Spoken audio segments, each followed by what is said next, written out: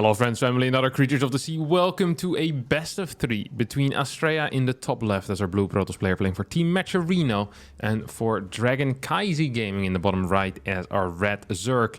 It is dark. We see a quick scout here coming out of ASTREA and a quick scout as well here coming out of dark. Although I am not entirely sure if this is going to be a scout or... Yep, there we go. A very fast proxy hatch instead. Dark pretending to take the forward third base, while in reality, proxying a hatchery. This could actually be somewhat interesting here. This is going to be somewhat interesting here in my mind. ASTREA scouting, sees the extractor going down. Now this bad boy is coming back home. We'll build the spawning pool. Look how he's matching that probe movement. It's actually quite nice. So pool will go down here on the edge. ASTREA so far has no information whatsoever that this is going down. Fairly frustrating for him. Oh. This is just barely out of range. Nope! Okay, spots it now.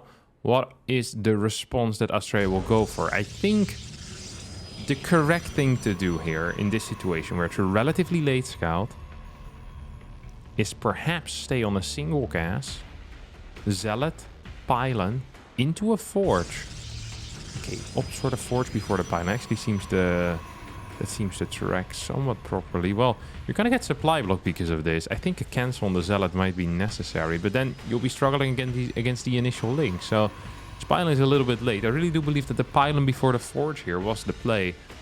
It's not quite what happened. There's a roach warren going up now, rather than seeing a spine rush, which is what we usually see with this type of setup. Right now seeing pretty much a pivot here into roaches. Roach warren is very far in the back. Second gas does get built as well. Now the funny thing is that I'm not entirely sure how good roaches are. You obviously want a different type of approach against the roach than you do against spines. And I think that approach is more centered around batteries that are in the back rather than cannons that are in the front, because cannons can always be hit by biles. What you want is the batteries in the back to heal the units in the front that can dodge biles. So right now creating more static defense that can be hit by biles is, in my mind, incorrect. Spiderman is very far back as well, will not be covering this left side cannon, will not be covering the gateway either, which is, in my opinion, is going to be a key structure here. It's so much of a key structure that I think maybe getting a second one wouldn't even necessarily be a mistake. Some good initial control here. Battery is helping out. We see target fire on that Ravager. Ravager will go down before it finishes. This is... I don't want to say this is a win here for ASTREA, but this looks real good for ASTREA. There's one Ravager out. There's 2 more on the way. And this is a double on that battery positioning. That's a... Ooh. Many overlap here between these batteries, but... I think if you have 3 Stalkers, you have a Zealot, and you have 2 cannons in these positions, I think there's plenty of damage output. There's enough damage output here that I'm not so worried about ASTREA's position whatsoever. Here we go, a couple of biles going to connect. There are a lot of links coming in from the left side right now, but ASTREA is very careful. Definitely careful enough. GG gets called. Dark knows he has lost this game. Solid response out of ASTREA here in game number 1 on Neo Humanity. Honestly, a very solid response here out of ASTREA, and I think he's going to be happy with how that went. Picking up a game like that is super comfortable always, because you know you kind of got away with murder in a way. There was a prepared build from your opponent, and without any real trouble, you just defended it. This particular version of the proxy hatch, I'm not so sure if ASTREA had seen it either. So it just feels good. Beating cheese in general in tournaments feels super comfortable, especially if it's against better players. Because it always feels like you're such a loser if you end up losing to like Serral's Roach Rush or something. But if you hold it, all of a sudden you're up 1-0 against Serral. It doesn't happen very often. So that's a nice thing. And Dark is very similar. And Dark does all in a crap ton. So it's nice to see that ASTREA managed to hold so easily. Like, this really wasn't close at all. Don't even think he lost a unit. Might have lost a probe. Pretty much the perfect defense there. As this pool is going up, we have the hatchery going down on the third base this time around. So a lot more standard. And ASTREA now is... what is he actually doing?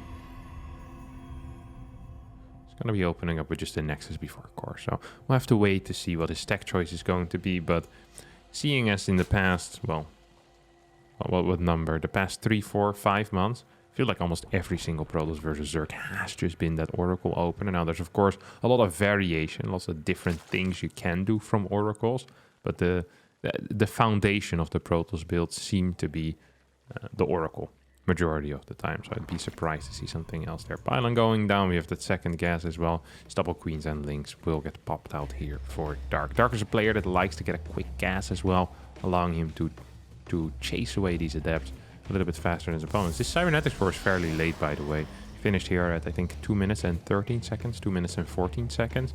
Solid 4 or 5 seconds after it should finish in an optimal situation. I think this has something to do with the fact that ASTREA went for a very early probe scout, even before pylon. So he had to pull down 2 probes, 1 probe to scout, 1 probe for the pylon. It's going to cost you a couple of minerals, and that can indeed cause major delays here. Ooh, wants to get in with a pylon block, but why? I don't know. And this adept is not going to make it across the map, mate. What? Very, very odd play, because he loses 25 minerals because of that pylon, and he also loses 50 minerals and Nexus time because he lost the probe.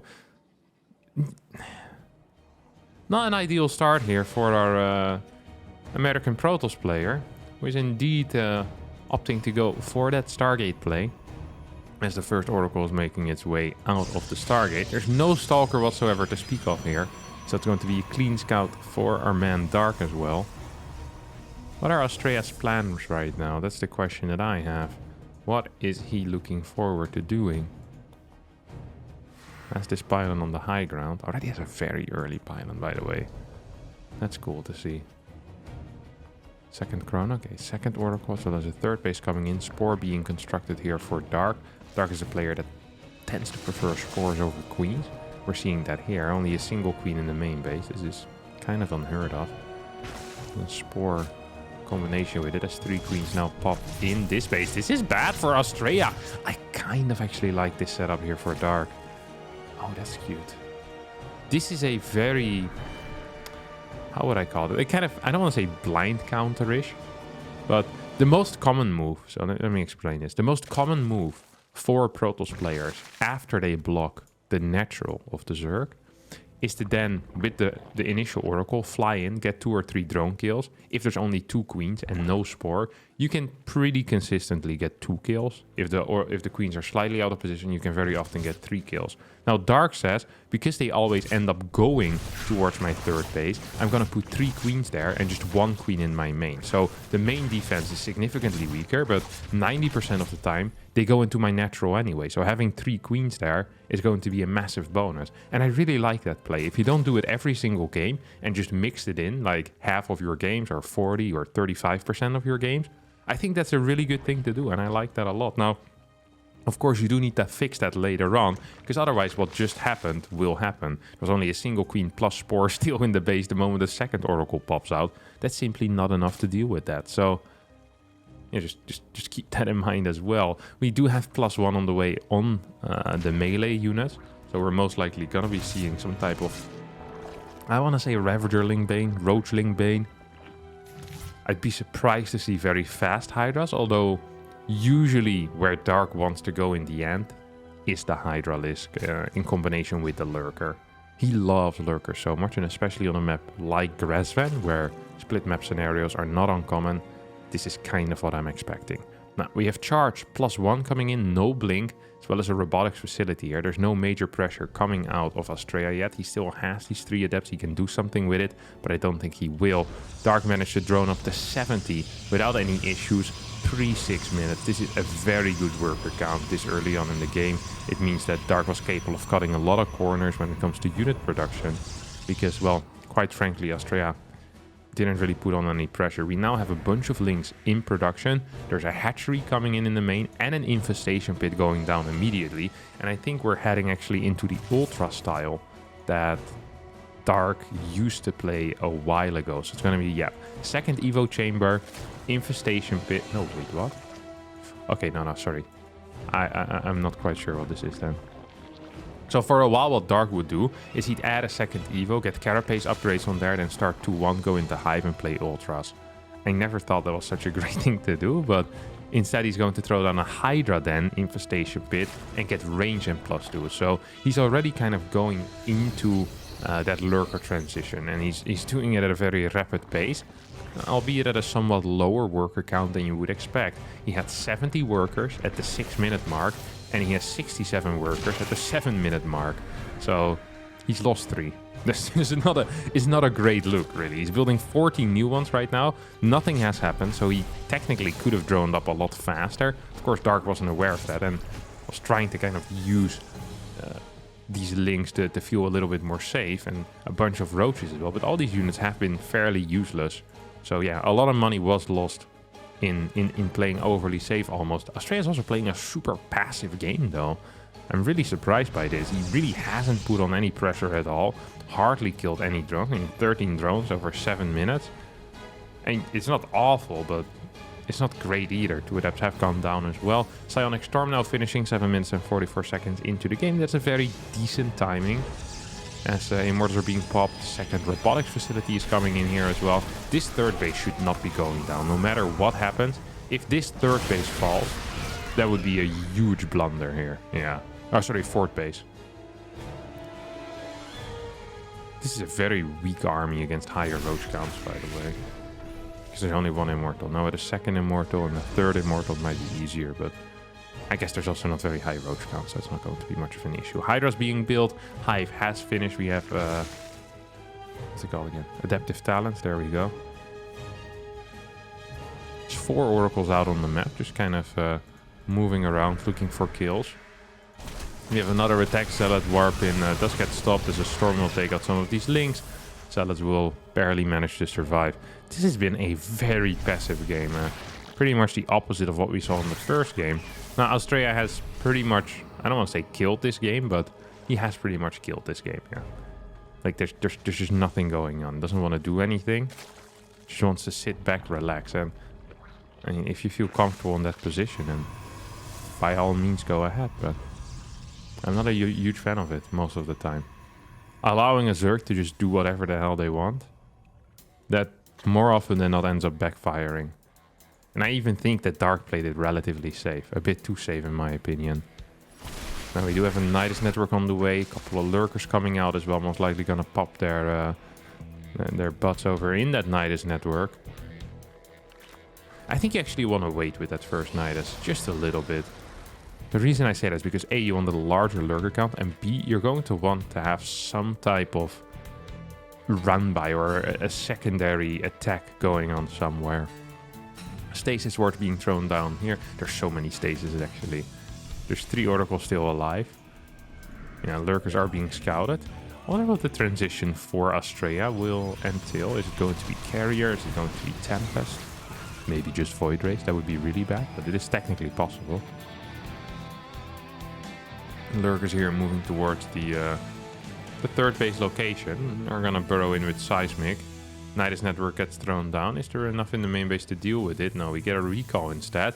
Lurkers now moving in position. Oracles are coming back home. Throw down a Revelation. These Hydras are helping out against the Oracles. Oracles try to fight this. We'll lose every single Oracle here as a result, except for 1, but it's out of energy, so that's not super useful. This position getting completely blasted here by these Lurkers.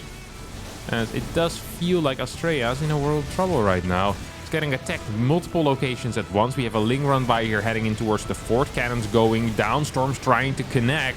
ASTREA just sitting there for 8-9 minutes has seemingly the perfect defensive setups. And the moment that Dark decides to put on just a little bit of pressure. I can have some lurkers on the side. A couple of links to your fourth. Some roaches to your fifth. ASTREA just simply imploded here. It felt like he had nothing going on anymore. Immortals now moving forward will take care of these lurkers as the lurkers pop back into the Nidus. New Nidus network does get created. It's going to get taken out as well at the same time. There's still an Immortal in the main base. The first carrier is now on the way. And I would say, if I'm Dark here, we add more lurkers. I think more lurkers is most likely going to be the correct answer here.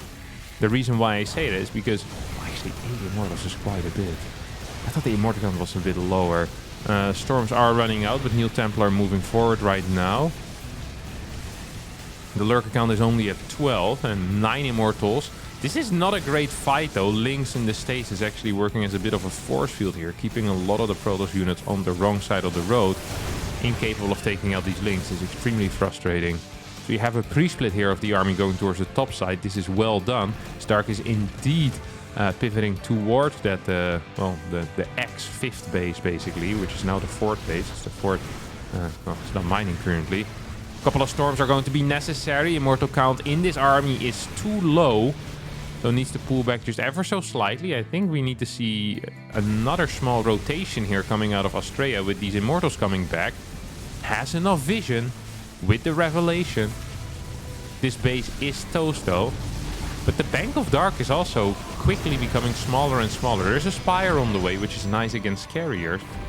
But I don't even think the carriers are the biggest threat here for Dark. The biggest threat is most likely going to be the ground force, which looks relatively potent in my opinion. The only problem being is that all the Templar got taken out, so there's no storms available. That means that Lynx are actually going to be somewhat okay. Another Nidus gets built in the main base, but double carrier should be capable of taking it out before anything too bad happens. There are oracles on the map as well, so I don't think this should be the end of the world. You get some pooping on the Nexus here. Contamination. New Nidus network gets created as well in the main base. It's now a bailing run by. It's going to run in towards the 4th base or the 5th base, whatever you want to call it. Will take out a lot of workers. And usually losing 16 workers is bad, but it's not the end of the world if you have like 85, 86 workers. That was not the case here. That was not the case here at all. He only had 70 workers, ASTREA that is. And he's struggling. He really is struggling. Lurkers slowly but surely inching forward. Vipers looking for an angle, might be capable of getting something here. That's one Immortal that gets taken in. Will manage to escape back home to the cannons, to the safety of the carriers as well. Hydra count's actually not that large. We are going to get one Abduct, and the carrier will still fall. Look at that, Abduct actually hitting nothing there. Got cast on a unit that was already dead. The Archon is going to get pulled into the Lurkers.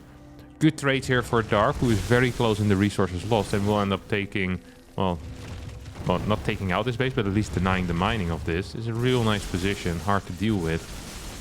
Vipers will need to go and get some energy for now, as these Queens are not on creep, cannot transfuse these Lurkers. Queens in the back can. This was still an okay fight here for Dark. Transfuses really coming in clutch. Without the transfuses, you might just get completely blasted there. But with the transfuses, you are the one doing the blasting. And Dark is very well aware of that. Oracles now moving forward will end up falling. More and more Immortals on the way, +1 on air weapons also coming out here for Dark, who has a pretty decent bank again, who is mining off of 10 gases, could technically go up to 12, 8, 10, 15, 16, 23, 25 workers going down at a very rapid pace, and I feel like these Lynx had something to do with that. And I think with this blow, there's not too much that ASTREA can do anymore in this game here on Grassland. GG gets called as Dark ties up the series 1-1. It always feels bad, I think, if you're ASTREA in that type of situation, is where you play just a very calm game, and it feels like you have all the time to go for your very, like, your large type of setup, right? All you're really doing is just working on your setup for 8-9 minutes, and in the moment someone messes with your setup, you just kind of roll over and die.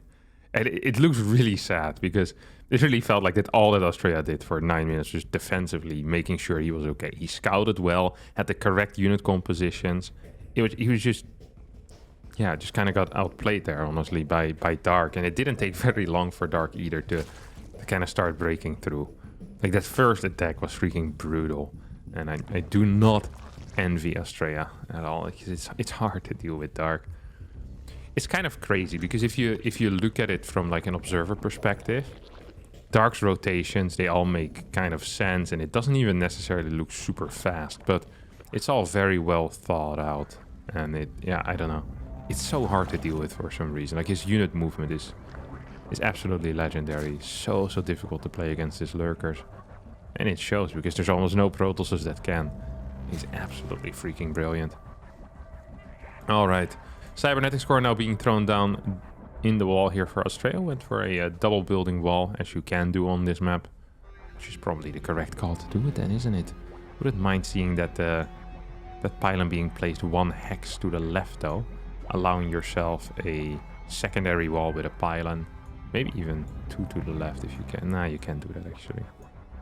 Maybe you could. Then you could fit an entire gateway in between. You could wall with a cybernetics core and you still be powering everything. Also now if there's like a baneling bust, maybe they can partially hit the pylon, which would not be ideal. But I'm nitpicking again, am I? Ooh, robotics facility. I got so excited I forgot how to speak. This is something we actually never see. This is the least common opener in every single matchup. In PvP, in PvZ, and PvT. The robotics facility is a structure you don't really want to have. You know, it sucks. What can you get out of the robo that you really want early on? Well, almost nothing is really the answer. But you're going to go for a prism, just a naked prism. It's not really useful. If you get scouted while doing a robo build, I'm going to be so freaking upset, ASTREA. You have no clue. Okay, it's not going to get scouted for now, which is good. Yeah, if you think about it, like the Twilight can, you know, provide glaives or blink, which is really useful in the first 5-6 minutes. But the robo doesn't really have too much. Whenever you build an early robo, it's usually for an all-in. This time it's going to be for a Disruptor drop. It's one of these builds that comes out every... We'll see it happen every 3 months, you know? And it loses, and then the Protoss player goes, oh, right, it sucks. Yeah, and then 3 months later, there will be a Protoss again, and sitting, you know... Usually these ideas come to you when you're showering or you're going for a run. You know, your mind is wandering and you're just going over the structure. Like, robotics facility. What does that do again? Yeah, provides an observer. I can build disruptors and a prism. And you say, disruptors and a prism.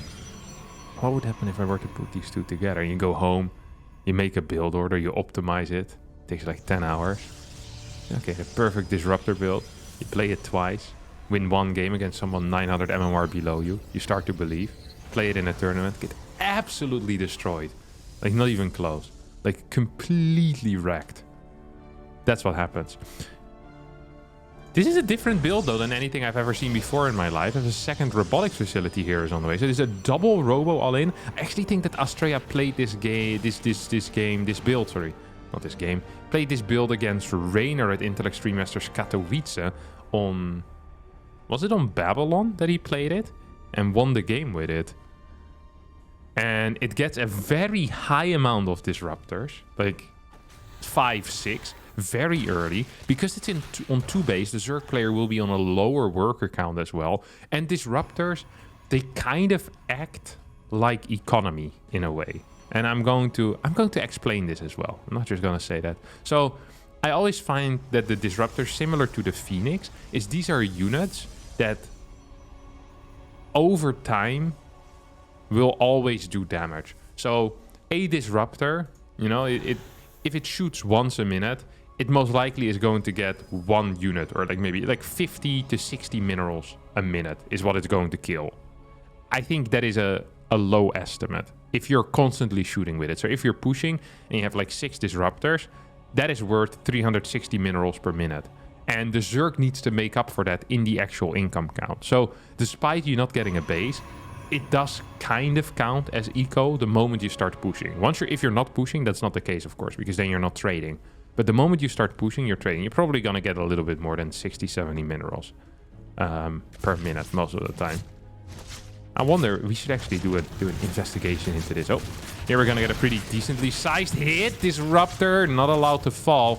And it also will not. So that is real nice. There's 2 prisms now out on the map.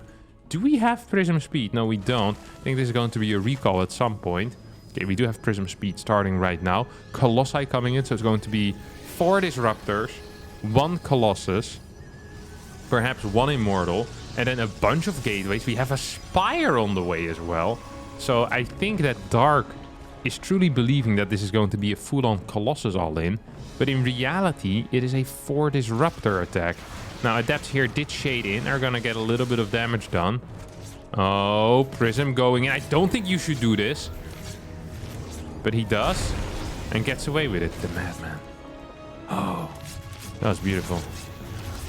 I'd actually go for, yeah, Got some split shots in. These Ravagers, they look so juicy. But you always should just go for the clean kill there on the Queen. I think that is correct. Yeah. All right. We see a 300-400 mineral lead in the income here for Dark as ASTREA starts moving out. With the Colossus, with the Immortal, with a bunch of Stalkers. No, come on, you can't be serious. You can't afford to lose this. Oh, come on.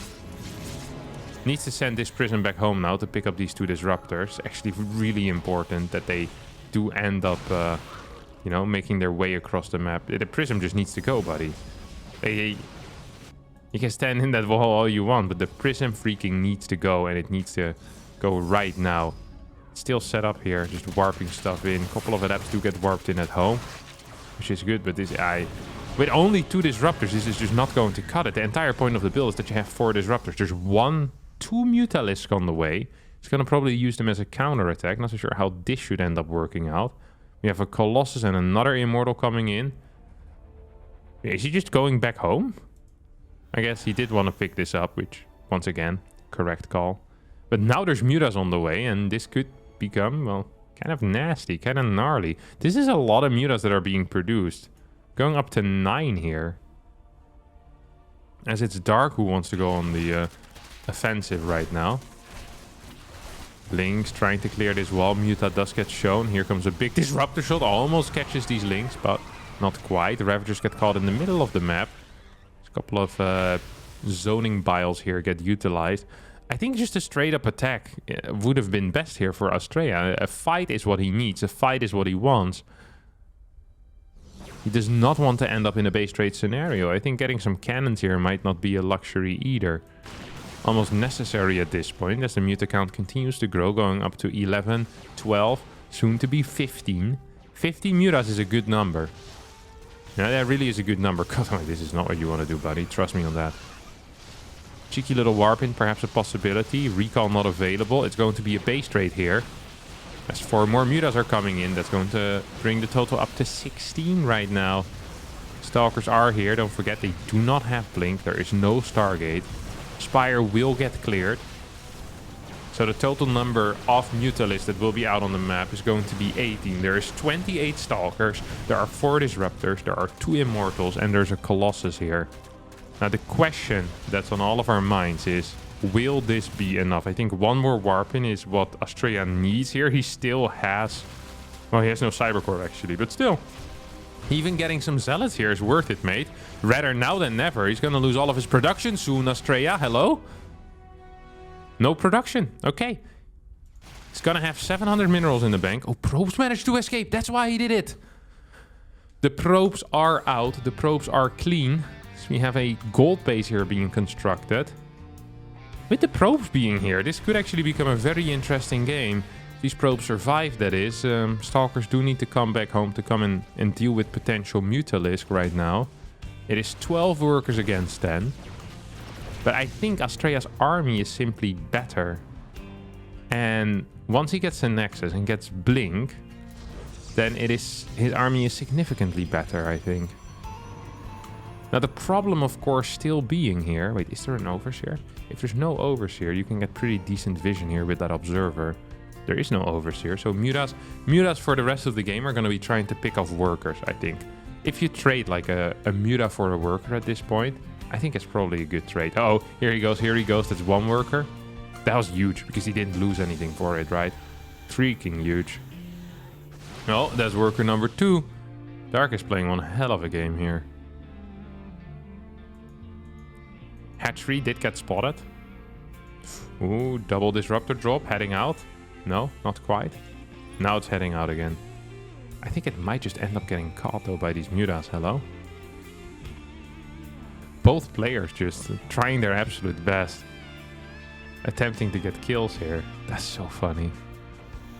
Still have this Ling Roach Force as well. Do we have any Ravagers? No. Ooh, Hatchery gets built on the other side of the map too. Don't forget that the fact that this is a gold is hugely beneficial right now, because there's not enough workers to saturate a normal base. This is way too far off though. Oh, misses everything! Needs to get this Prism back right now, and is not quite getting that. This is going to be one hell of a journey getting that Prism back home. Oh, as a result, we'll just start attacking. Sees those Mutas coming in. It's like, hey, Wait a second, I have a plan then. I do have a plan. That will save the Prism, as there's one Muta still chasing it. Recall gets utilized. I think one drone ends up falling. So now we got mining. Mining has started, and the problem is there's just no supply available. Oh, can't afford to lose this Prism. This Prism is very important. Zealots and Adepts and Immortals don't shoot up either.